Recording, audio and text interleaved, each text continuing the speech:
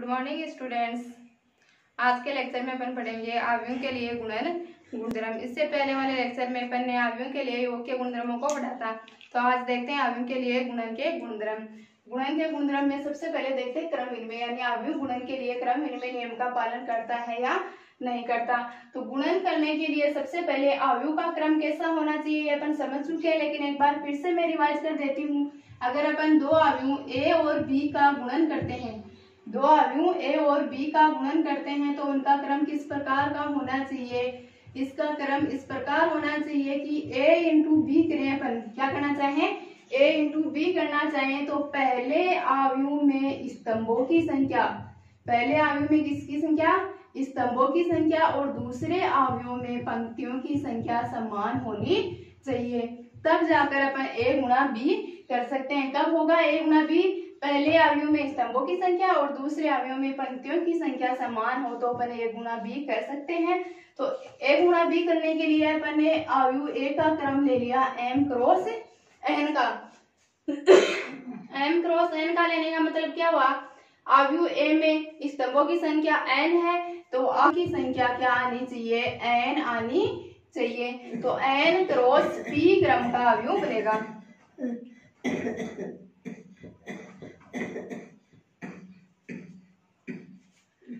B का क्रम क्या होना चाहिए, n क्रॉस p, यानी स्तंभों की संख्या पंक्तियों की संख्या के सेम इक्वल होनी चाहिए। स्तंभों की संख्या चाहे कुछ भी हो, बी में स्तंभों की संख्या a की पंक्तियों की संख्या के इक्वल होनी चाहिए, चाहे स्तंभों की संख्या कुछ भी हो। लेकिन अपन क्रम विनिमयता चेक कर रहे हैं, तो क्रम विनिमयता चेक करेंगे तो क्या होना चाहिए, क्रम विनिमय में कैसे चेक करते हैं अपन, क्रम परिवर्तित होने पर कोई फर्क न पड़े वही क्रम विनिमयता कहते हैं अपन।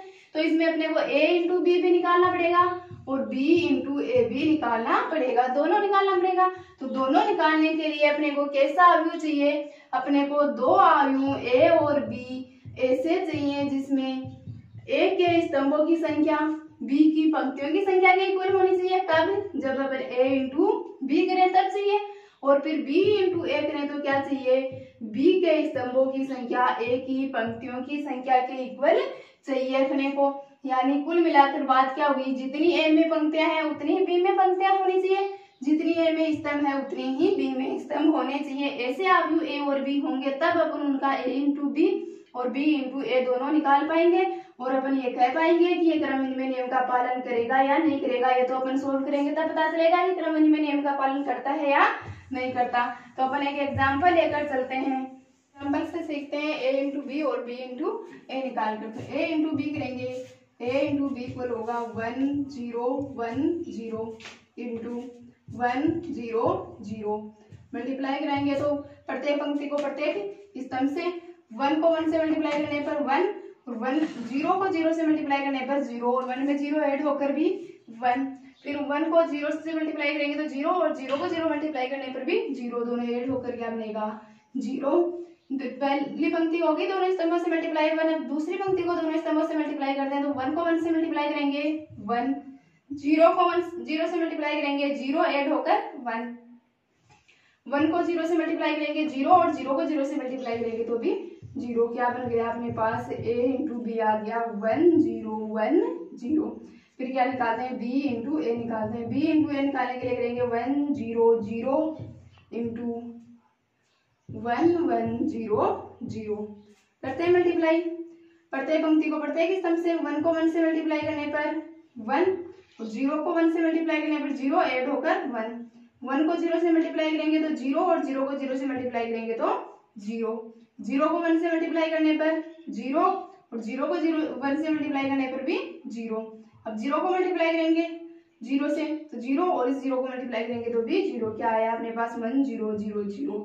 ये भी 2 क्रॉस 2 की मैट्रिक्स आ गई। क्रम समान है लेकिन क्या मैट्रिक्स समान है, a इंटू बी इक्वल नहीं है किसके, b into A K, a into B b into A K equal नहीं है तो अपन क्या कहेंगे, योग है वो क्रम विनिमय नियम का पालन नहीं करता है। तो लिखेंगे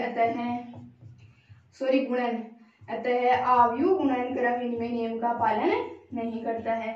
आव्यूह गुणन के लिए क्रम विनिमय नियम का पालन नहीं करता है। क्रम विनिमय नियम का पालन नहीं करता है। क्रम विनिमय नियम का पालन करता तो क्या आता, a इंटू बी इक्वल आ जाता, जिसके b a into B equal आ जाता b इंटू ए के, और ये इक्वल नहीं आया तो अपन कह दिए कि क्रम विनिमय नियम का पालन नहीं करता है। साश्रयता में अपन तीन अवयव लेते हैं। यदि अवयव, तीन अवयव चाहिए साश्रयता तय करने के लिए। यदि अवयव ए बी तथा सी, ए बी तथा सी किस प्रकार के होने चाहिए, ए बी तथा सी ए इंटू बी तथा बी इंटू सी के लिए अनुकूल्य है, यानी इनका अपन क्या निकाल सकते हैं, ए इंटू बी निकाल सके और बी इंटू सी निकाल सके, तो ये क्या होंगे साश्रयता में पहले a into B, A B से मल्टीप्लाई होकर बाद में c से मल्टीप्लाई होगा, और b इंटू सी भी निकाल सकते हैं, तो b है वो c से पहले मल्टीप्लाई करके बाद में a से मल्टीप्लाई कर दें तो भी सेम रिजल्ट आएगा, यानी गुणन है वो शास्त्रीय नियम का पालन करता है। और कंडीशन क्या बनती है कि a b और c तीन अवयव हों, वो इस प्रकार होने चाहिए कि उनका अपन a इंटू बी भी कर सके और b इंटू सी भी कर सकें, यानी a में स्तंभों की संख्या b की पंक्तियों की संख्या के इक्वल होनी चाहिए और b में स्तंभों की संख्या c की पंक्तियों की संख्या के इक्वल होनी चाहिए, तब अपन उनका क्या निकाल सकते हैं, a इंटू बी तथा b इंटू सी ये निकाल सकते हैं। ये निकालने की कंडीशन के अनुकूल हो तो अपन कह सकते हैं कि a इंटू बी करके बाद में c से इंटू कर दें या b इंटू सी करके बाद में a से इंटू कर दें, तो इक्वल कंडीशन बनती है और गुणन अपना साश्रयता नियम का पालन करता है। नेक्स्ट देखते हैं गुणन के लिए तत्समक अवयव। तत्समक अवयव, तत्समक का मतलब क्या हुआ, तत्समक का मतलब कि अपन किसी अवयव से अवयव को, अपने अवयव को गुणन कराएं, संक्रिया कराएं और उस गुणन से उस अवयव पर कोई परिवर्तन न पड़े, तो अपन कहेंगे कि जो अवयव है लिया अपन ने वो कैसा है, अपने अवयव के लिए तत्समक अवयव है। और अवयव का गुणन तत्समक अवयव क्या होता है, इकाई अवयव होता है। तो लिखेंगे इकाई अवयव, इकाई अवयव है अवयव का गुणन तत्समक होता है या गुणन तत्समक कहलाता है। इकाई अवयव अवयव का क्या कहलाता है, गुणन तत्समक कहलाता है।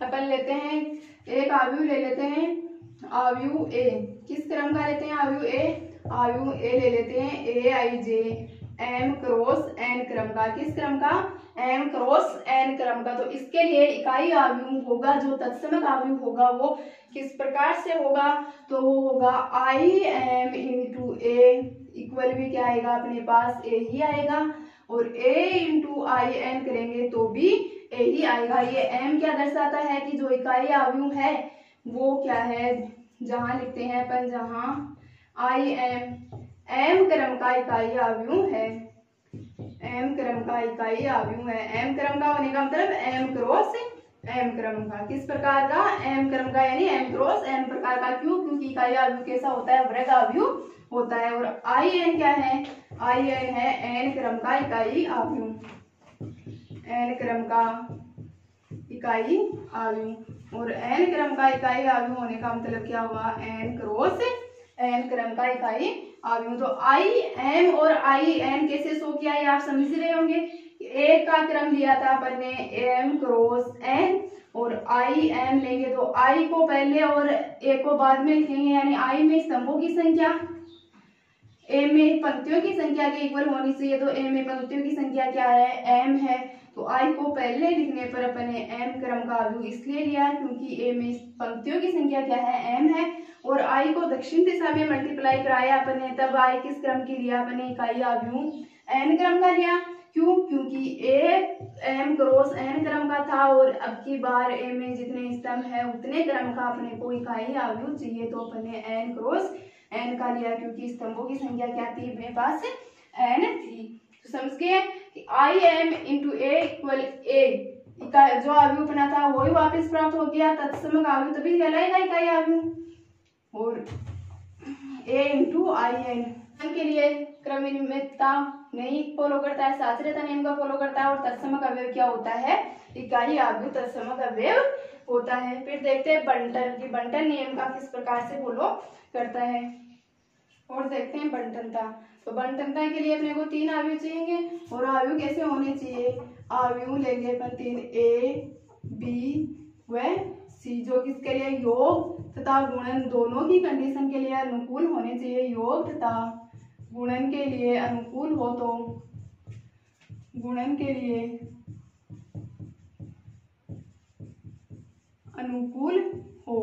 किस प्रकार के अवयव होने चाहिए, तीनों योग और गुणन दोनों की कंडीशन के लिए अनुकूल हो। तब अपन किस प्रकार बंटनता लगाएंगे, जैसे ए इंटू बी प्लस सी।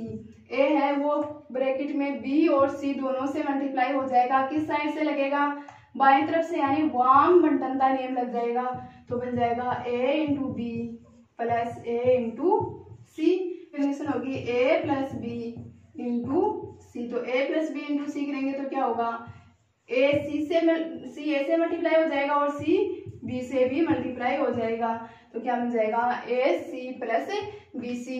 अब मल्टीप्लाई क्यों हो गया, क्योंकि अपन ए से अवयव लिए थे तीनों, जो गुणन के लिए भी सेटिस्फाइड थे और जो योग के लिए भी सेटिस्फाइड थे। तो योग भी हो गया और गुणन भी हो गया। तो बंटनता नियम फॉलो। गुणन प्रतिलोमी अवयव। तो गुणन प्रतिलोमी अवयव में क्या होता है, दो अवयव लेते हैं समान क्रम के और उन दोनों अवयवों का गुणन अगर इकाई अवयव आ जाए तो अपन कहेंगे कि वो दोनों अवयव एक दूसरे के गुणन प्रतिलोमी कहलाते हैं। जैसे यदि अवयव ए तथा बी का, यदि दो समान क्रम के अवयव, यदि दो समान क्रम के अवयव है ए तथा बी का गुणन, ए तथा बी का गुणन इकाई अवयव हो तो ए बी का गुणन प्रतिलोमी, ए बी का गुणन प्रतिलोमी अवयव तथा बी है वो ए का गुणन प्रतिलोमी अवयव कहलाता है। तथा बी ए का गुणन प्रतिलोमी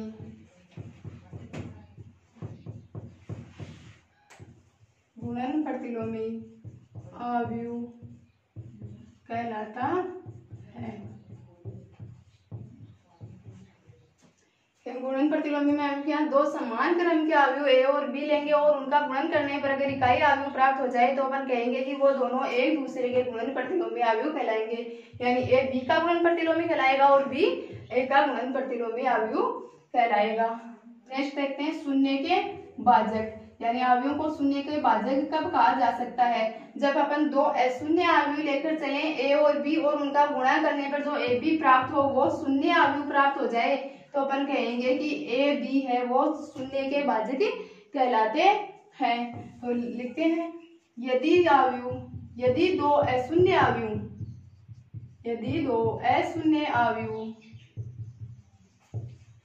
ए तथा बी का गुणन ए इंटू बी का गुणन ए इंटू बी करें वो क्या प्राप्त हो जाए, शून्य अवयव है प्राप्त हो जाए तो क्या कहेंगे, प्राप्त हो तो ए तथा बी शून्य अवयव के भाजक कहलाते हैं या शून्य के भाजक कहलाते हैं, शून्य के भाजक अवयव कहलाते हैं।